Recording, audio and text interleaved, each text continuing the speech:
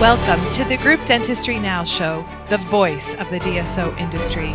Kim Larson and Bill Newman talk to industry leaders about their challenges, successes, and the future of group dentistry.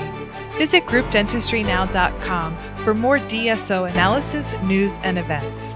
Looking for a job or have a job to fill? Visit joindso.com. We hope you enjoy today's show. Welcome, everyone, to the Group Dentistry Now Show. I'm Bill Newman.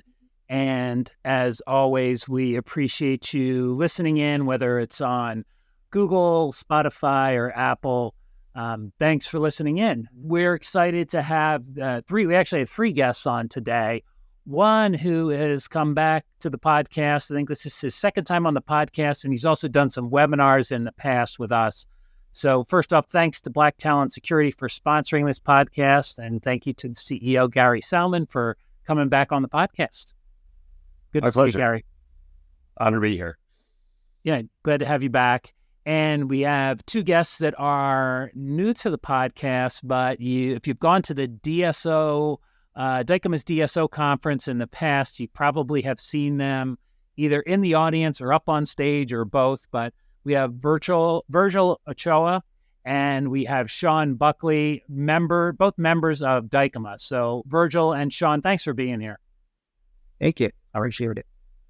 And great to have you here. We're going to get a lot of great insight from all three guests on what's going on in the DSO space specific to cybersecurity. There's a lot of news out there. I'd say, recently it seems to have ramped up quite a bit.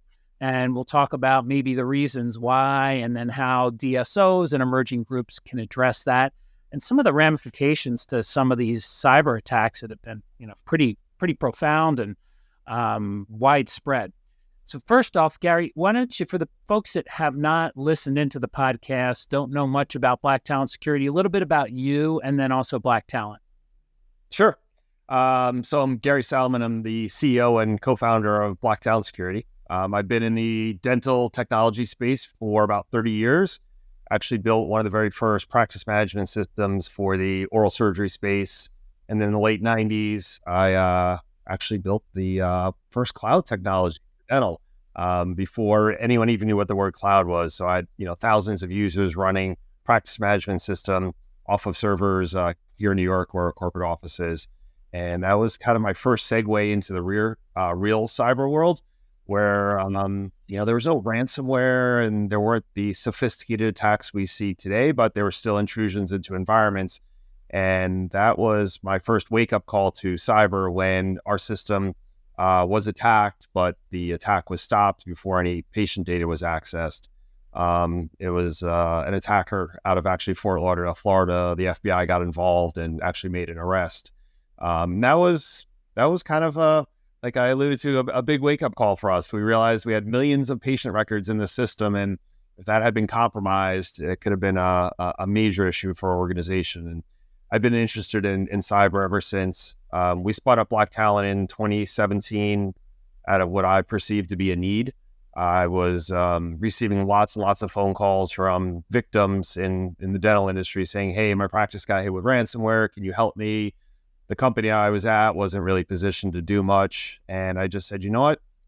Based on my experience in the cyber world and technology and working with all these practices, maybe we can actually do something to prevent these events from occurring. And that's basically how Black Talon was formed.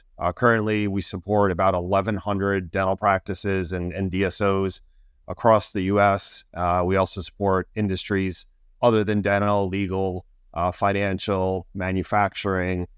We have random businesses. We do security for a very large power grid up in Alaska, things like that. And we really focus on preventative services. How do we identify the risks associated with a network or within a network and implement preventative measures to try and prevent an intrusion into the network, which often results in ransomware. But the biggest issue we see, and we're going to really get into this today, is the theft of the patient data. In almost all these breaches, the data is stolen, and that's a big problem. Black Talon also does incident response. So we've worked hundreds of ransomware and cyber events where the networks have been hit, compromised, data's been stolen. These practices are typically down for a couple weeks, and we help those businesses and practices recover from these types of cyber events. So that's kind of our background. Thanks, Gary. Virgil, a little bit about your background and maybe talk about Dykema and their role in the DSO industry. Yeah, so Dykema is one of these large law firms that kind of covers all aspects of the legal field, whether it's insurance or litigation or real estate, employee benefits, any sort of area. The law firm covers it. But what's unique about our group is we specialize in working with professionals, buying, selling practices, and working with the groups that are PE backed. So our group spends a lot of time working with dentists, doctors, vets, ophthalmologists, and other professionals. What I do is I work primarily on the M&A side. So doctors, dentists who are selling their practice or affiliating with PE groups. And that's pretty much what I do all of my time. We also have a regulatory team. So if there's issues relating to board complaints or any sort of other issues, we can address them. But what's really neat about our group is, like I said, we have all the practice areas within Dykema, but all the specialists work within the dental group. So any dentist that has a unique issue, we have somebody that's probably seen it before. Dykema represents clients in all the states and a bunch of PE groups, a bunch of DSOs. I'm hesitant to ever say the number because it changes day to day, but it's a lot. Thanks, Virgil. And Sean, talk about your role at Dykema. Yeah, so your partner here at Dykema, I am in our corporate group and focus largely on data security, privacy, and healthcare space. And so, to reiterate what Virgil said, right? 400 plus attorneys, kind of really, you need something somewhere in a state, we're going to have it. But the complexity of some of the deals and the novelty of some of the things that some of these DSO clients bring to us, whether they're actual DSOs or platforms or new ways for delivery of provision of healthcare, are really exciting to work on and to see kind of what those are, and one, to help mitigate risks both to them, but also to some of the healthcare clients as well. Thanks, Sean. So let's get into some of the questions here. And I brought it up earlier, but it does seem that recently, the past 4 or 5 months, there's been a rise in breaches, cyber breaches, specifically in the dental industry, right? Some DSO, some maybe individual practices. Gary, first off, am I explaining that right? Is there a rise? And then if so, why is this occurring? Yeah, look, I think a lot of these breaches over the last few months have made national news. It started off as, posts in dental groups saying, hey, our practice is down. The rumor is we got hit by a cyber event. And the next thing you see, it's on national news and spreading like wildfire. I think there's a couple items that are contributing to the rise.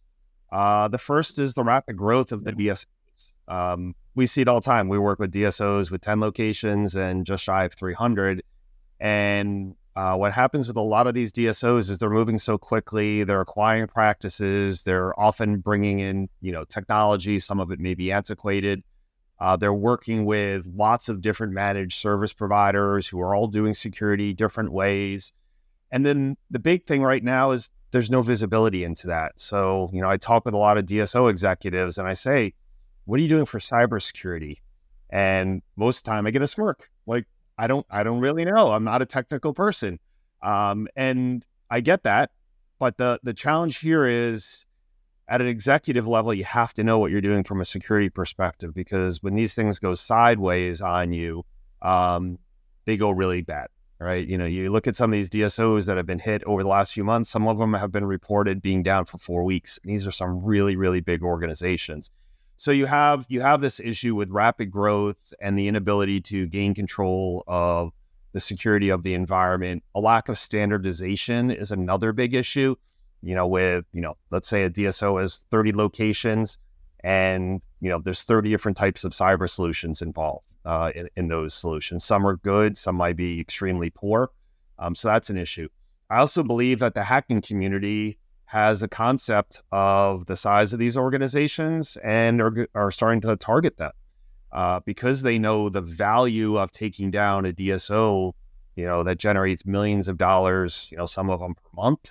Some of them obviously, generate hundreds of millions of dollars per year. They know that they're going to pay the ransom, right? Because they don't typically have a choice. So sure, we would have said a year or two ago, I don't actually believe these organizations are being targeted.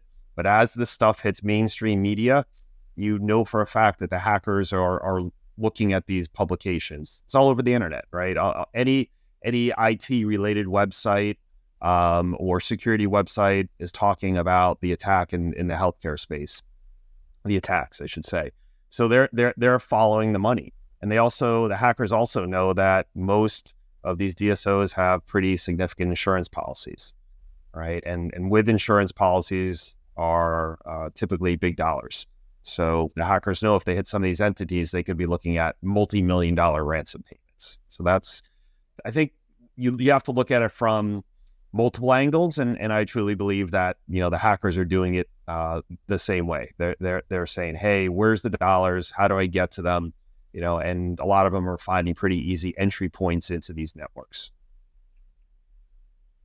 So it sounds like, and my next question you may have already answered, which is, are DSOs sitting targets? So it almost sounds like in some cases they are, just because the hackers are aware of the insurance policies, the fact that these are big organizations, they have a lot of data, and they know that they're probably going to pay, right, the ransom. What are some elements that DSOs aren't addressing when it comes to cybersecurity? I mean, it's a really interesting question, and I think a point in time, because I know, Gary, when we had you on probably a couple of years ago, it was you felt like it was very reactive. Everybody was very reactive. There weren't many proactive measures in place. Right. Do you see that changing, or do you still see this reactiveness to things? I think it's all over the map, to be frank. I'm still talking with DSOs that have no cybersecurity awareness program in place. DSOs with 500 plus employees who don't educate their employees, their doctors, on the various forms of cyber threats like phishing and spear phishing and all these different social engineering scams. And this is a major problem, because when an employee gives up their credentials to the VPN, to the network, to their cloud technology, to HR and payroll systems, you don't have to be an overly, it doesn't have to be a very complex attack in order to get into these networks. When you've given a hacker your username and password, they just log in as you, right? We're not talking a highly sophisticated event. So the lack of just basic security measures like training is disheartening. And I think that a lot of times this is overlooked by the DSOs because they just, either at an executive level, they assume it's being done by the managed service providers that are servicing their practices, or they're just, for lack of a better word, busy, and focusing on acquisitions and growing their EBITDA and things like that. So I do believe that is definitely a big problem right now, lack of training. And then the other issue is visibility into their risk. So another question that I typically ask when meeting with DSOs is, what visibility do you have into your what's called attack surface, which basically is kind of a fancy phrase for like where you're going to get hit. Do you know you're going to get hit there, and what mitigating controls do you have in place to try and prevent that? And what I typically hear is, well, we have firewalls, we have some antivirus software, we're using some AI technology to identify if someone does breach the network, or if malicious code, somehow gets into our environment. And I said, okay, that's all good, but what do you have for offensive capabilities? And then I kind of get that look like, well, what do you mean offense? And fair enough, so I think DSOs are focusing on, how do I react to an event? What alarm bells are going to go off if someone breaks into my network? And I argue that you're missing a majority of strong cybersecurity posture, which is how do we prevent those tools from even having to trigger? So offensive capabilities are things like cyber training, right, which helps people identify these types of social engineering scams. And then other technologies like penetration testing, where ethical hackers, good people, try and break into the network to expose the weaknesses in the environment, even just vulnerability management. I would say most DSOs have no visibility into vulnerabilities on their firewalls, on their workstations, on their servers. And vulnerabilities are basically like defects in a piece of software or a defect in a piece of hardware that a hacker can exploit to break in. And this is all kind of your attack surface. And if you don't have visibility into that, how do you defend against it? And that's a huge challenge right now. And then you also have remote workers and you have third-party vendors, right? And the attack surface just grows and grows and grows. And now everyone's running around, right, trying to figure out what's my AI play and how do I integrate AI? And now we're exposing our data to even more vendors.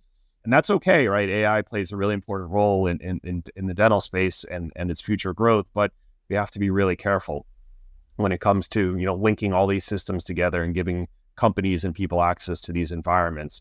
So attack surface analysis is something that I would argue that a majority of DSOs have no visibility into. They don't actually know where they have risk, and then the executives can't make risk-based decisions to address it. They're simply relying on someone telling them that they're secure and we have advanced firewalls and we have advanced antivirus software, so we have nothing to worry about. And then the DSO turns around and they're a victim. So I think we have to start looking at cyber in using a more holistic approach with not just these defensive technologies, but also these offensive. Thanks, Gary. Sean and Virgil, what do you advise your clients and what are you seeing out there right now? Yeah, so advising the clients is kind of a broad thing, but before we get to that, I wanted to follow up on a couple of things that Gary just said. One of them was on training and on growth and M&A. And we see this a lot as a DSO is growing and they're integrating in new practices. Do they take the time to look at the old equipment that they're buying? Because if you're buying a dental office that's been around a while and it's got a 10 or 15-year-old computer or old servers and such like that, they may not be ready to be protected. And what's the plan to integrate that in? Even if you have 3 or 6 months to replace that equipment, you've got a big vulnerability period there. Training is also a huge factor there. When their folks are integrated in and the new practice comes on board the DSO, have they taken steps to make sure that everybody is trained in these security measures? I mean, we still have groups that have the passwords written down right by the computer. I was in a dental office where I looked over where the receptionist was, and they had the passwords written right next to the computer. It's like, well, that's really great. But those type of things are still big factors. And everybody in the M&A process, there's so many factors that they have to look into, reps and warranties and making sure that you've got a team ready to bring them on board. But I think equipment and training are a couple of the items that frequently could be missed. Thanks, Virgil. John? Yeah, to reiterate, kind of what Virgil said on, especially on these DSOs that are taking down practices every single week.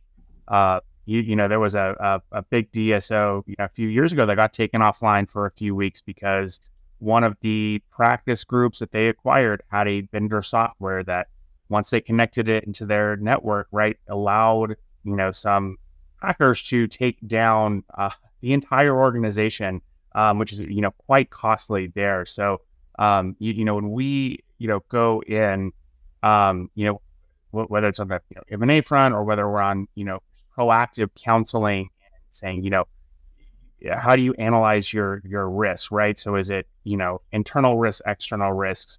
We talked about employees, employees being negligent, fat-fingered, writing their, password right there on the screen.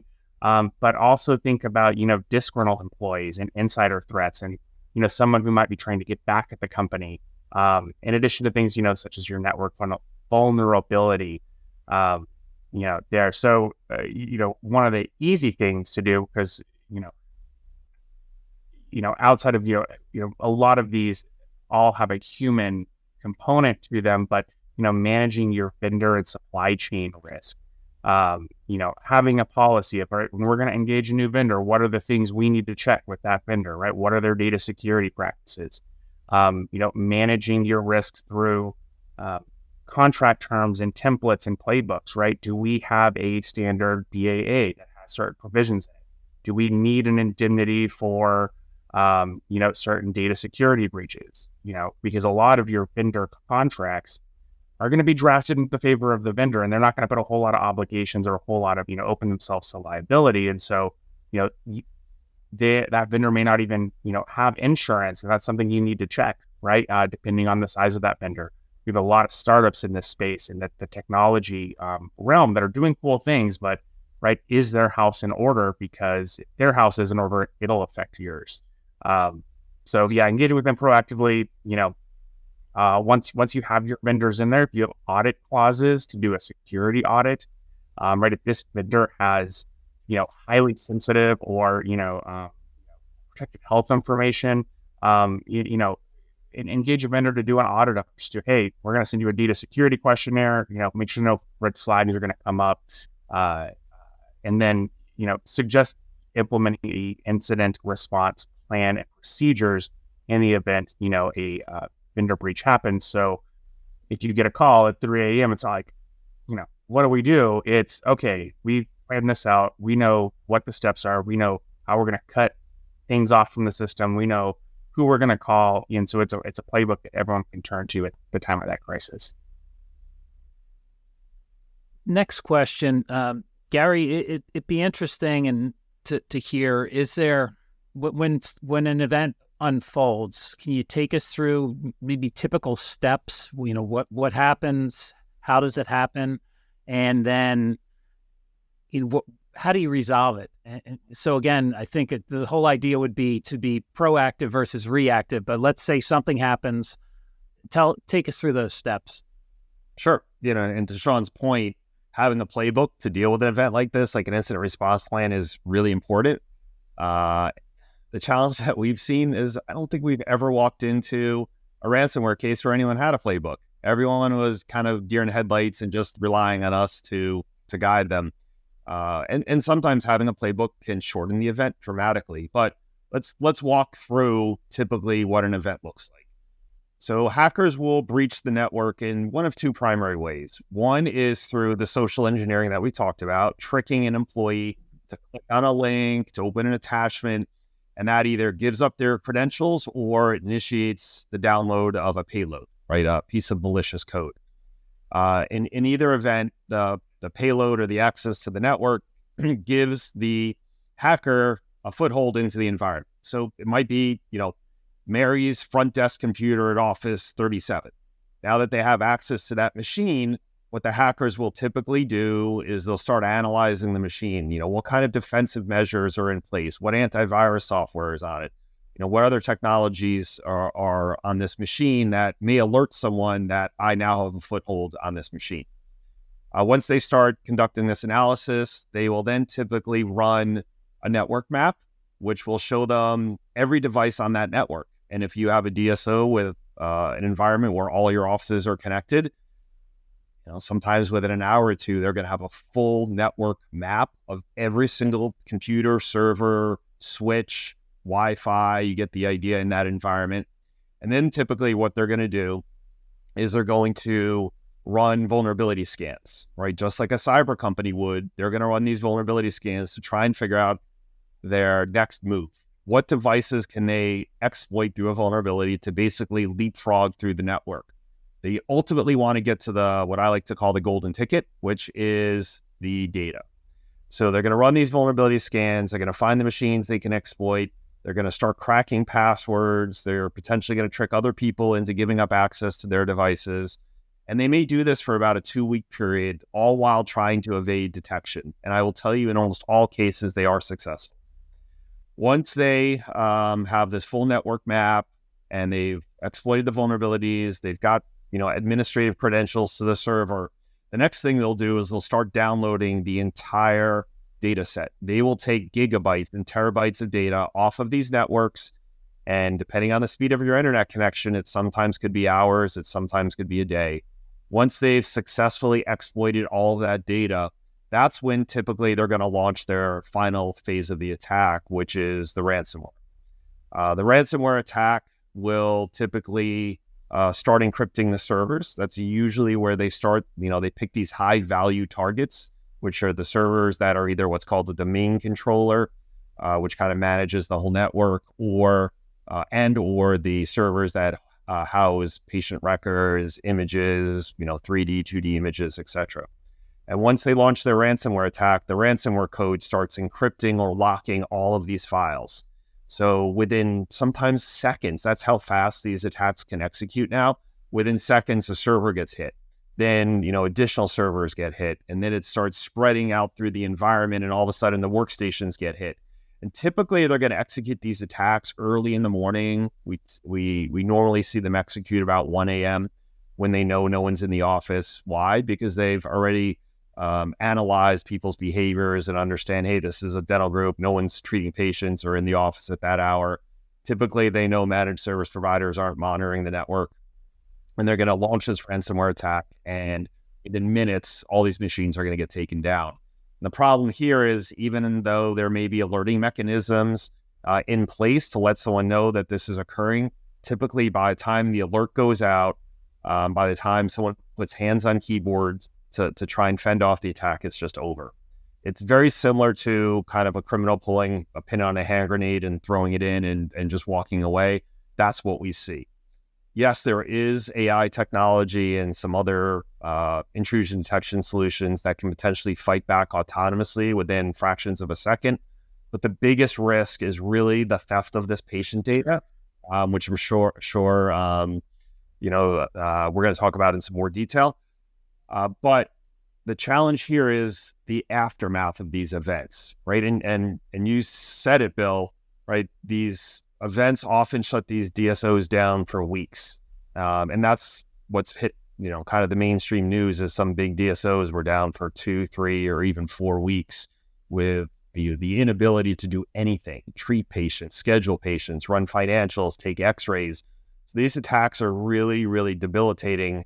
And now everyone's kind of running around with their, like chicken with their head cut off, trying to figure out how do we get back up and running. And because of the size of these networks and these environments, it's not that simple. We've dealt with attacks that have hit thousands of computers in a healthcare entity, and they're down for a week or two minimum, right? Because it's such a heavy lift in order to get these systems back up. And the network's been completely compromised. You can't just flip switches and start turning this stuff back on, because you run the risk of exposing more patient data, allowing for additional attacks, allowing for the hackers to gain a stronger foothold into the environment if they're thinking that, they're going to get booted out of this event. So, we have to deal with that. Then you obviously have all the legal and compliance issues that you have to start dealing with on day one because of the potential exposure of this data. You have to negotiate with the hackers. Most of the time you have to pay the hackers because they steal the data and they will publish it on the dark web. They have these dark web websites. They call them data leak sites, where they will post the name of the victim that they hit, type of entity they are, the amount of they stole, and they will often publish a small percentage of the data just to prove that they actually have the data that they claim to have. So in order to prevent the publishing of the complete data set that they stole, pretty much have to pay them. Right? There's not an option there. So most law firms, I'm not speaking for Dykema specifically, but most law firms will advise their clients that, unfortunately, even if you have viable backups and your servers are back up and running, you still have to pay. Otherwise, you face, future issues from a compliance and legal standpoint, which I'm sure we're going to cover. After the payment is made to the hackers, usually in the form of Bitcoin, the hackers then typically follow through. They, provide proof. I'll do the air quotes because they're criminals, obviously, but they provide proof that they've destroyed all of the stolen data. They will then turn the keys over, and the keys are basically the decryption codes to unlock all of the data that's been encrypted on the victim's network. And then from that point forward, it's recovery and forensics. How do we get these systems back up online? Let's start looking at this from a forensic standpoint. Sometimes it's very obvious. The hackers will literally show us every single file that they stole, and they'll say, pick any file on this list and we'll provide it to you. And you ask them for 5 files and they provide it. It's pretty straightforward. Like, they got all your data, unfortunately. Other times, a full-blown forensics will have to be performed to try and determine, was data stolen, how much data was stolen, etc. But most of the hacking groups actually now realize that the theft of the data causes more damage to the victim than the encryption of the data. So some of these hacking groups are actually limiting the amount of machines that they encrypt, and you're starting to see a transition to heavy data theft and less encryption. And one of the primary reasons for that is hackers know that companies are deploying more sophisticated tools to detect this ransomware code, and it will trigger, in some cases, and alert the client. And they know that, hey, if we just walk away with all the data, they're still going to pay anyway. So, we're starting to see like big environments that are getting hit. The hackers will only take down the servers and leave the workstations alone. Where a year ago, if you had 1,000 computers and you got hit with a ransomware, 1,000 computers would be hit with ransomware. So it's very interesting to see what they're doing. And then kind of the final stages are meetings with law firms like Dykema, going through the forensics, trying to determine, is it a reportable event? There's state issues related to compliance, there's federal issues related to compliance, and then obviously there's medium and long-term consequences of these breaches. So it's a very, very debilitating process for everyone, from the person sitting at the front desk all the way up to the CEO and board, because for about a 2-week period, no one knows really what the outcome is going to be, right? You're being controlled by criminals, and you can't take the control away from them per se. They're going to do what they want to do on their terms. And during that period of time, everyone's wondering, hey, are we going to get through this?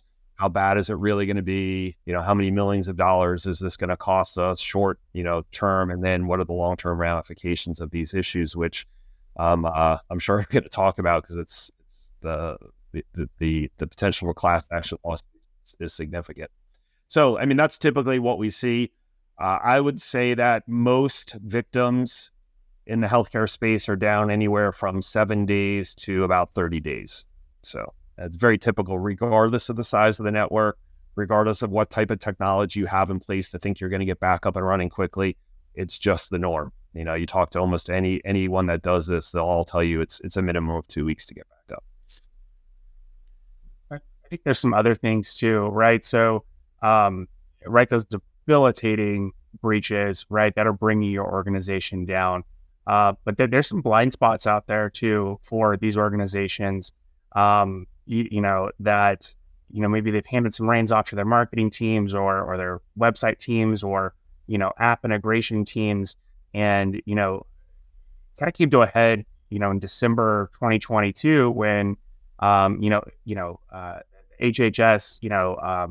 Office of Civil Rights issued that bulletin saying, hey, if you're a healthcare organization, you're using pixels and tracking technologies on your website, you're potentially collecting protected health information, violating HIPAA, right? So that was followed up a few months later with the FTC enforcement action against BetterHealth, at BetterHelp, right, on some of that online counseling services, saying, hey, you have been transferring certain data that you collected online to Facebook for, targeting of advertising, without getting consent. You were targeting people, based on certain things.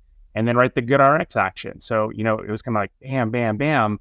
And we saw a lot of healthcare entities saying, oh, we didn't realize, right? A lot of times we think about, a data breach or a reportable event being that hacker, the anonymous with the dark background and everything else. But sometimes it's like, oh, well, I didn't realize that our Facebook pixel was tracking when the patient was, signing up for an appointment on this, and it was pulling those fields, and we were, using that for some other manner, or that certain, call tracking technology, did we have appropriate,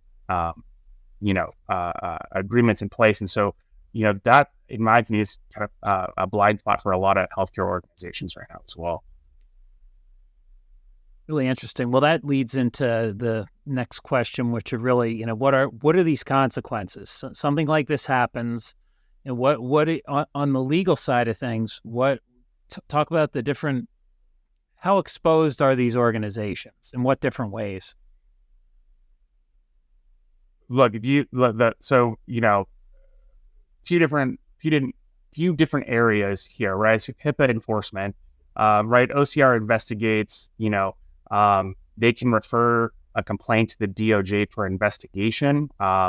If evidence shows non-compliance, they will work to get voluntary compliance. But, HIPAA permits OCR to, impose a fine for each, HIPAA provision that's violated. So those can range from, $100 to $50,000, depending on the culpability, right? Were you sitting on your hands, you didn't have really good data protection practices, or were you pretty buttoned up as an organization, did everything, you still kind of got hit there. So, state attorney generals can enforce certain, HIPAA violations, but then kind of outside of HIPAA, because, everyone in the healthcare space is like, oh, HIPAA, but there's, FTC enforcement, that can, seek, an order to cease you from, performing any of those kind of allegedly unlawful acts. They can seek civil penalties from, $42,000 per offense. And then, a typical FTC consent decree, it can be more onerous than the actual fine itself. You look at the GoodRx and that FTC order from them, and frankly, their business model from what they're doing, I don't know if that's long-term viable anymore because of that FTC consent order. There's certain state enforcement actions that can happen, but then you have, the liability from potential plaintiffs, right? And those can come, what we see typically is a plaintiff alleging, that the breached organization, didn't have an appropriate cybersecurity program in place. So, right, negligence or breach of contract, or that organization, misrepresented the nature and effectiveness of its cybersecurity program or practices, right? So if you said, in your privacy statement and your policies and your public-facing documentation that you guys are the Fort Knox of, data security, but there's actually a backdoor that you guys just knew about and didn't close, right? That's going to probably cause some claims. Virgil and Sean, do you see class action lawsuits with DSOs? Is this something that is becoming more common? Do you see it at all? We do in the industry. We have a cybersecurity response team that also, defends these class actions.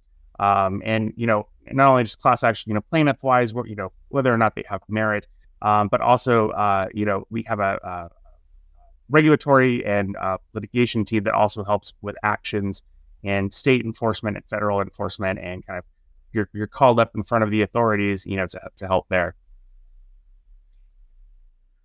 So I think it's go ahead, Virgil. Yeah, I was going to say, I hate to say it and say that you shouldn't want to use lawyers, but you never want to get here.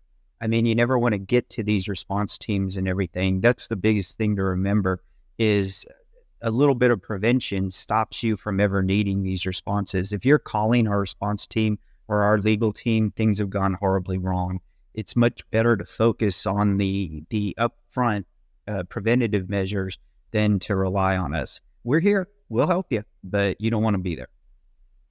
And I think it's important to go through a couple of things here. And Gary mentioned it earlier, which is, it's not just a potential class action lawsuit or, some type of situation where the practices or the entire, across all locations, could be down for 3 or 4 weeks. So sometimes the focus goes to, okay, well, there's been a breach. What's the exposure there, and what's my potential liability? But then what's just the cost of being down for 2 or 3 or 4 weeks across multiple locations? That could outweigh, the liability risk. Yeah, like the impact against EBITDA is huge, right? Yeah, I get it. Some of those patients will come back, but there will be patients who opt not to come back, and just the closures and all the bills keep coming in, right? You can't bill patients, you can't bill insurance, you can't process payments, things like that, and all those bills keep coming in. And it's a massive cash flow nightmare is typically what we see. So.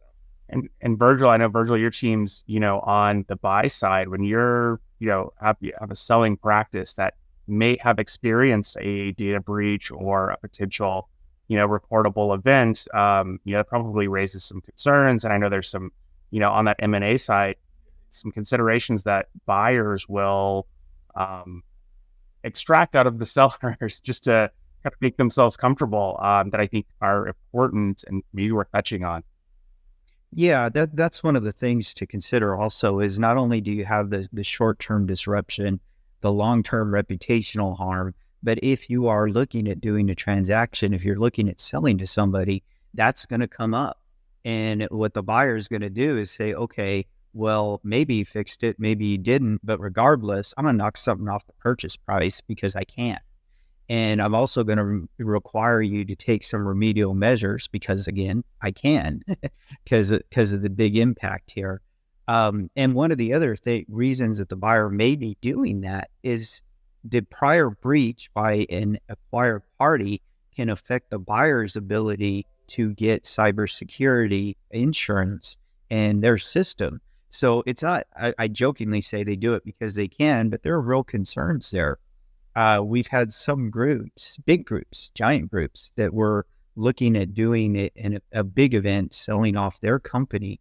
And what happened was when the insurance, rep and warranty insurance provider got in there and started looking at it, they said, well, do you guys have cybersecurity? And they said, oh, we're in the process of getting it. But then they couldn't get it because of some of the practices that they had affiliated with weren't up to standards for the whole. So, we've had entire deals, giant deals get on hold where now you got to go back and integrate your practice, upgrade everything, get it all in place. So it's just another disruption. And we often say you don't want to buy a breach, right? I mean, because of the long-term consequences, like we just mentioned, class action lawsuits, there could be ramifications a year or two from now, potentially. I don't want to speak for you guys, but I guess class action lawsuits could come up at any point if people can claim harm, etc. We did, to your point, we did a really interesting case a little less than a year ago where a PE company acquired a healthcare entity similar to a dental practice. It wasn't a dental practice, but they acquired them. The new managed service provider came in, started putting some tools on the network. Their tools started popping hot on some very big, some malicious code. And when we got in there, it was way bigger than that. We were able to prove through forensics the network was compromised in 2019, so almost 4 years prior. And the worst part was that the hackers were selling access to this server, and then some of the hackers were using that server to attack other healthcare entities. One of the healthcare entities that was attacked through this doctor's practice was a hospital. Right. So all of a sudden, right, that multi-million-dollar acquisition of this practice ended up costing, that PE company millions in legal fees and compliance issues. Now there's lawsuits starting between all the entities and the hospital because it was never disclosed. That hospital that was hit was shut down for a couple of days because of that attack. Like, who would think that a little practice, right, sitting in Arizona could be the conduit for an attack against a hospital system? And that's what it turned out to be. So to your point, gentlemen, like this is often way bigger than you think of it being just that outage for a couple of weeks. So, and cyber due diligence during the acquisition phase is a really, important thing to do now. How do you know you're not buying a breach? I mean, and it could have happened a week before you go to close, and the malware is on it. So, conducting the cyber due diligence where you put specialized tools, on the network to look for these intrusions, conducting a security risk assessment, evaluating their policies and procedures, which I'm sure, Dykema is big on, make sure that those policies and procedures are in place. And all these things that help an organization provide really sound security measures need to be in place during the acquisition phase, or you have to assess the risk and then make a business decision. Are you going to take it on and address it right away? Virgil, you said something really interesting, and we see it all the time with these DSOs. They onboard these new acquisitions, and it takes weeks or months to get all the security tools in place. And during that period of time, they're on the network. Like there's a big exposure for the organization. Yeah. And another point on the diligence side, right? Whenever you're going through diligence, if a company, a buyer, isn't seeing anything, then they're just going to kind of keep going along. But once they see one problem, they're going to start looking for other problems, right? Because like Gary was saying, you don't want to buy a breach, you don't want to buy a lawsuit. And it's kind of, I think of it like buying a house. If I go in and I'm looking at buying a house, it looks good, I don't see anything wrong. Okay, fine. But if I start seeing a couple problems, I think to myself, well, those weren't maintained. What else is going on here? And a DSO acquisition is exactly the same, where we've seen it time and time again. They see one little red flag and then they really start digging in, and it's because they're more suspicious now. And now the diligence process is hyped up. That's probably a good thing for the DSO side, but it's going to be additional cost and additional time for the seller. So again, I'll harp on it. I'll keep saying it. Preventative measures, being ready, being all set ahead of time makes life much easier. Yep. Good point. Wanted to give Gary a chance to talk a little bit about using somebody like Black Talon Security versus, maybe, hey, we've got an internal IT team that's handling everything. So, or they think maybe he's handling everything. So tell us a little bit about the difference between having an external resource like yourself versus that internal team that they may currently have and may think they're okay. Mm-hmm. I mean, I think the best analogy is an audit, right? If you want to kind of, you do it with the due diligence process, right? If you want to kind of ferret out the issues related to security in that environment, the internal people probably aren't going to be as open or even as knowledgeable to provide all that information to, in this case, say the leadership team, the C-suite or the board. So when a third party comes in and does all of the security testing and analysis and review of the policies and procedures, et cetera, they're going to provide a true picture of that environment. What we often see in these DSOs is any of the internal resources may not be capable of, providing this type of information, these types of assessments, because they don't have qualified people, credentialed people, et cetera. Then you have people who are in positions that were hired to do security. And what are they going to tell their executives? Oh, I'm doing a bad job at my job, right? Here are all the problems with our network.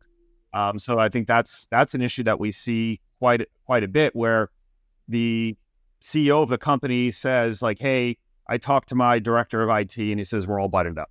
You know how many times I hear that?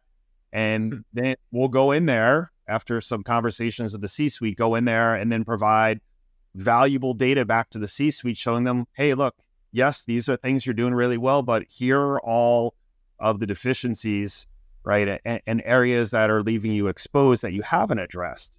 So I think that's really important as well. And then, it's this concept of trust but verify. I think we've talked about this on previous webinars and when we've been on stage together. The trust but verify is really important, because in the end, it doesn't matter what your IT teams are telling you from a security perspective, right? Whether they're internal or external.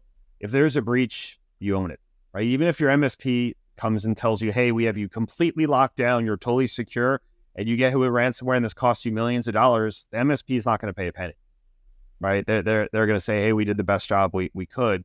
And the executive teams were basing their security and compliance decisions based on someone that is kind of providing these IT services versus having a third party come in and actually analyze it. So what does a third party company like us do?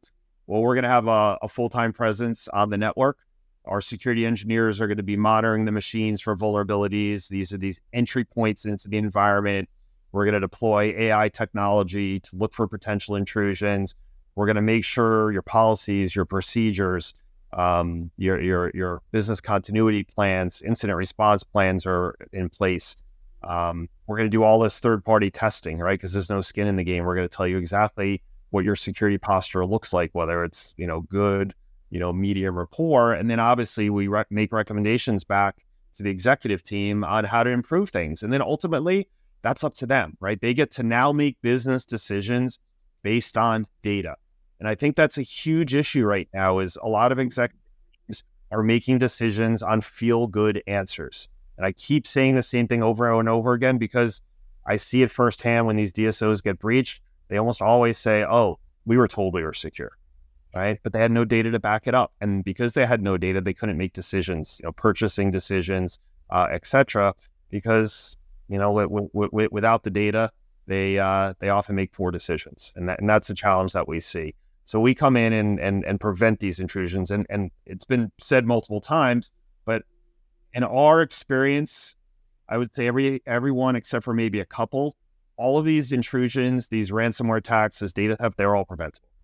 And sometimes it's the stupidest little thing that allowed for the intrusion, right? An employee had administrative access to the entire environment and they got phished and they gave up their username and password and the hackers had the keys to the kingdom in a few minutes. So adjusting things like that, or the firewalls weren't configured properly, and the MSP wasn't checking the firewalls to make sure that they are configured properly. And it wasn't being done by a third party. So you had these exposures, right? Hackers will scan the DSO's firewalls hundreds of times per day.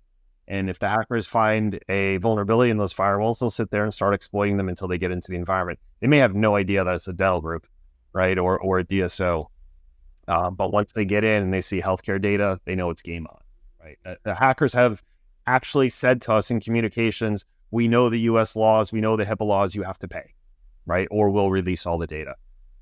So I think a lot of these preventative measures are extremely effective at preventing these breaches, but they do really need to be, audited and assessed by a third party in order for the C-suite to have actionable data in order to make business decisions. I think that's what it's all about. In the end, I think most of us on this call are kind of in the risk management business. And by providing this actionable data back to the executive teams, they can then make decisions based on finance, the risk tolerance, things like that.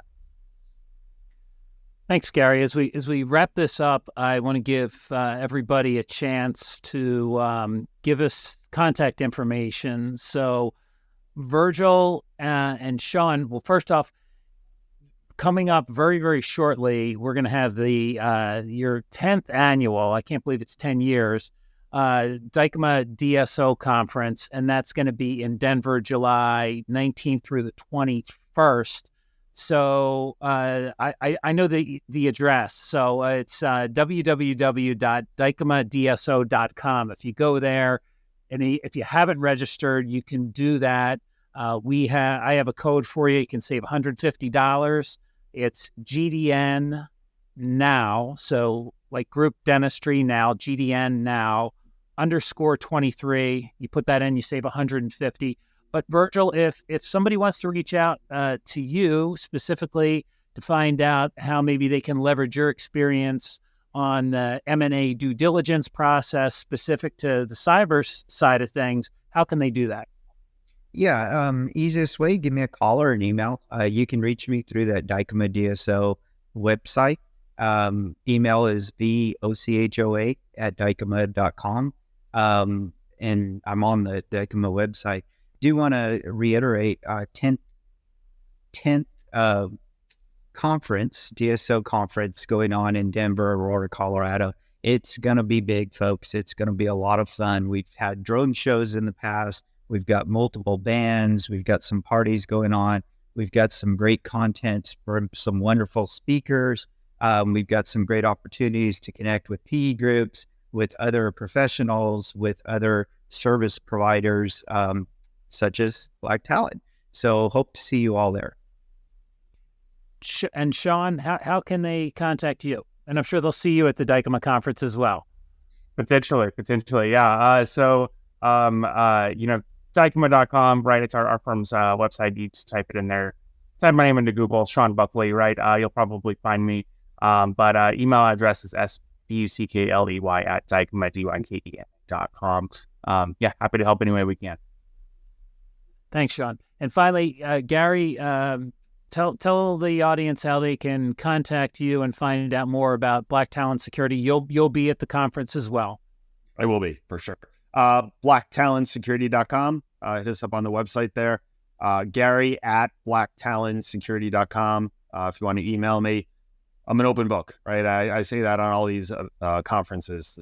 Reach out to me if you have questions, concerns, if you think something is just doesn't sound right, look right. This is all about education, taking care of people. So happy to have a conversation as well. So, but thank you, appreciate it. That's great, and thank you all for being here, Virgil, Sean, and Gary. And thanks everybody for listening in, or if you again happen to be watching us, thanks for joining the Group Dentistry Now Show. Until next time, I'm Bill Newman. The Group Dentistry Now Show has listeners across North and South America, Europe, Asia, and Australia. If you like our show, subscribe today, and please tell your colleagues about us.